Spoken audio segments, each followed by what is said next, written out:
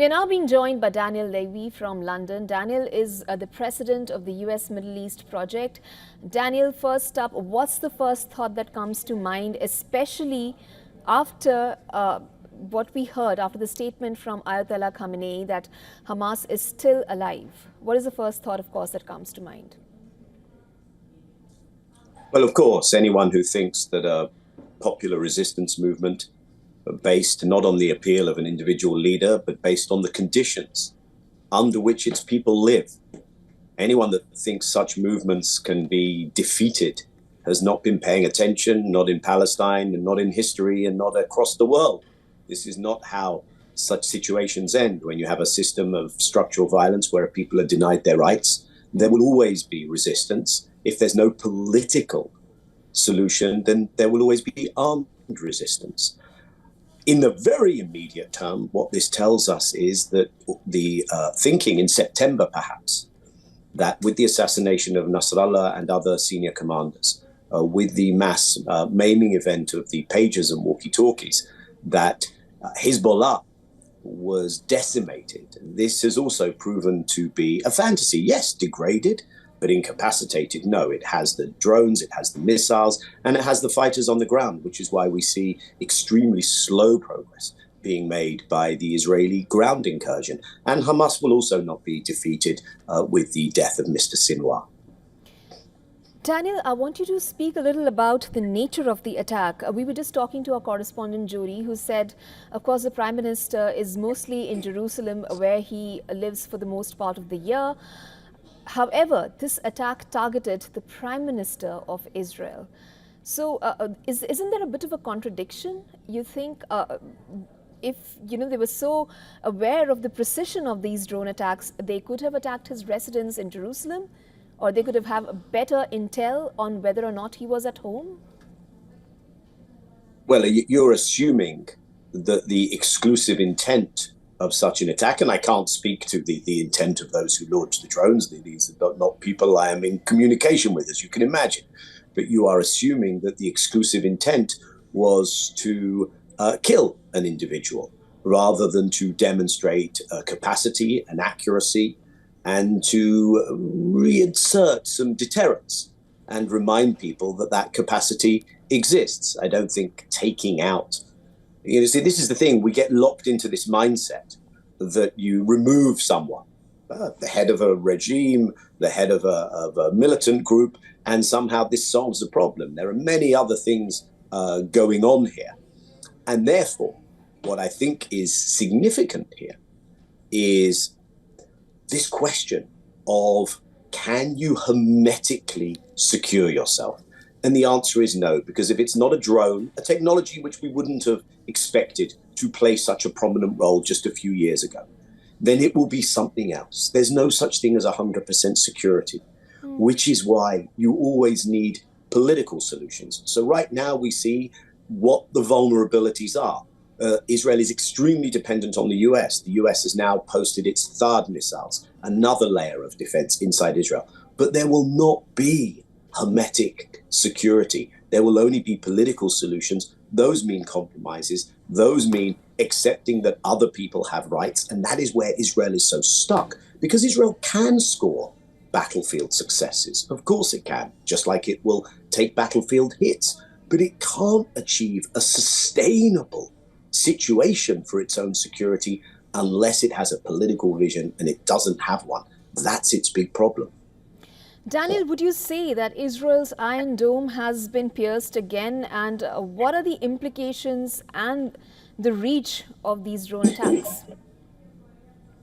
Yeah, you're right to point this out, because there are several things going on here. One of which is not just for Israel, but for countries who have decided that Israel is a great partner for weapons testing.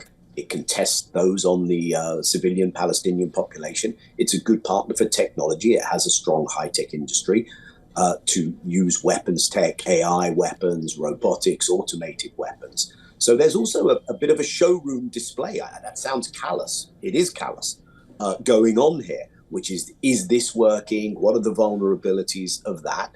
And sure, we see some impressive technology, but we also see that it can be circumvented. And what we're seeing is something of a closing of the qualitative edge gap. Israel has tremendous destructive capacity. We've seen that in the devastation in Gaza, the killing of 42,000 plus civilians. We don't know how many more are under the rubble, 16,000 children. The devastation of schools, hospitals, everything destroyed. But what we don't see is a military solution to everything, again, because there isn't one. And so those who are doing this close military cooperation with Israel might want to ask themselves whether this is such a great plan. Daniel, you were earlier talking about the intent, and you say the intent doesn't always have to be to take out someone. Instead, it can just be about sending a message. Then how do you compare and contrast it with the elimination of several high-profile persons in the axis of resistance? Yeah, I think you have to take a step back. If you are one of the leaders of an armed resistance movement, it's kind of in your job description that you expect to die a so-called martyr's death. And I think if we look at the case of Sinwar in particular, this is not a man who had his pension plan and his retirement home ready, where he was going to spend his dotage with his grandchildren. He actually broadcast this. He fully expected, and the movement fully expected, that this was the kind of end he would meet. In fact, it's very interesting. Israel released this footage thinking that it would somehow show weakness of the last moments of Yahya Sinwar. But he is now being lionized, understandably in the context of what a popular resistance movement looks like and what has been done to Gaza, whatever crimes he committed. And just like Netanyahu, Sinwar has a request for an arrest warrant for war crimes from the ICC, the International Criminal Court chief prosecutor. But there is now a mythology, a martyrology around this moment, around this person. And that's the mindset that, if I can say this, a Western colonial brain has a real difficulty computing what it is to be an oppressed people who look to heroic leaders, not perfect leaders, leaders who can commit crimes. And they don't understand that this is not some terrorist head of the snake. You take them out and you solved your problem. Daniel, how long do you expect this tit for tat of sorts to go on for? It's not tit for tat. I think we have to be very clear. This is not a war against Hamas or Sinwar or Hezbollah. This is a war against the Palestinian people. That is why there is the total destruction, not only in Gaza, but also in the West Bank. This war didn't begin on October 7th. Israel has been in illegal occupation of the Palestinian territories for decades. The International Court of Justice has designated this as an apartheid regime and an illegal occupation. Israel has been displacing and ethnically cleansing Palestinians for decades. That is why we see all the time these pictures of refugee camps. Why are they in refugee camps? Because they're not allowed to return to their homes. So this is a very intense period in an ongoing campaign. But even the intense period, I fear, is going to be with us for some time, because that's where you have to also go into what's going on politically in Israel, Netanyahu's coalition, Netanyahu's own personal political survival, and of course the role that the US plays in supporting this, in not using its leverage to end this, and therefore it's America's war, just as it is Israel's war. Okay, thank you so much, Daniel Levy, for joining us on the broadcast with your thoughts on this. For all the latest news, download the WION app and subscribe to our YouTube channel.